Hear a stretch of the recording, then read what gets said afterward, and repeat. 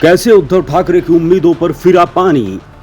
क्या राज ठाकरे को बहुत बड़ा गिफ्ट मिलने वाला है? क्या है एकनाथ शिंदे और राज ठाकरे की मीटिंग की इनसाइड स्टोरी? कहते हैं जब लोहा गर्म हो तभी हथौड़ा मारना चाहिए। महाराष्ट्र की सियासत इतनी गर्म है कि नरेंद्र मोदी ने हथौड़ा मारकर विपक्ष को बिलबिला दिया है। शरद पवार के खेमे से भतीजे को छीनने के बाद अब बीजेपी उद्धव ठाकरे को भाई वाला जख्म देना चाहती है। 14 जून को अपना 55वां जन्मदिन मनाने वाले राज ठाकरे को बहुत बड़ा गिफ्ट मिलने वाला है और ये गिफ्ट उन्हें शिंदे सरकार देने जा रही है। लेकिन उससे पहले ये जान लीजिए कि आखिर कैसे एक मुलाकात से उद्धव ठाकरे की सारी उम्मीदों पर पानी फिर गया है।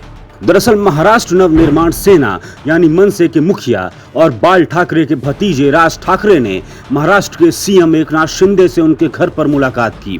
बड़ी देर तक सीक्रेट मीटिंग चलती रही। मीटिंग का एक एक सेकंड उद्धव ठाकरे की धड़कनें बढ़ा रहा था, क्योंकि एनसीपी और शिवसेना को तोड़कर बीजेपी ने महाराष्ट्र की पॉलिटिक्स को एक तरफा कर दिया है।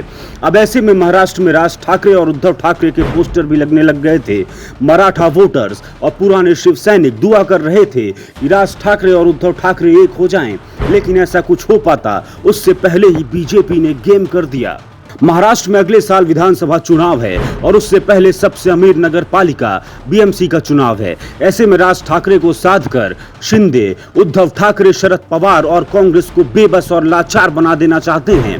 वैसे राज ठाकरे शरद पवार फैमिली और एनसीपी में फूट को सियासी ड्रामा करार दे चुके हैं, लेकिन अब जो हो रहा है वो खुद बहुत बड़ा ड्रामा लग रहा है, क्योंकि 6 जुलाई को राज ठाकरे के करीबी नेता ने उद्धव ठाकरे के करीबी संजय राउत से मुलाकात की थी। इस मीटिंग के बाद से ही महाराष्ट्र में ये चर्चा वायरल हो गई कि उद्धव ठाकरे और राज ठाकरे दुश्मनी भुलाकर फिर से भाई भाई की तरह एक होने वाले हैं। लेकिन अब लग रहा है कि ऐसा कुछ नहीं होगा। सोशल मीडिया पर कुछ लोग दावा कर रहे हैं कि राज ठाकरे शायद उद्धव को सियासत में सबक सिखाना चाहते हैं, और अगर राज का ऐसा कुछ इरादा है तो यकीन मानिए ये वक्त बेस्ट है, क्योंकि महाराष्ट्र में विपक्ष के होश गुम हो चुके हैं। बड़े बड़े नेता अपने विधायकों को संभालने में लगे हैं। कांग्रेस ने तो मानो हाथ ही खड़ा कर लिया है। कांग्रेस के नेता कह रहे हैं कि पिछले 1 साल में सीएम शिंदे और राज ठाकरे के बीच कई बार मीटिंग हुई है, लेकिन दोनों के बीच राजनीतिक गठबंधन नहीं होगा। कांग्रेस और संजय राउत अंदर ही अंदर चाहते हैं कि राज ठाकरे और उद्धव ठाकरे एक हो जाएं।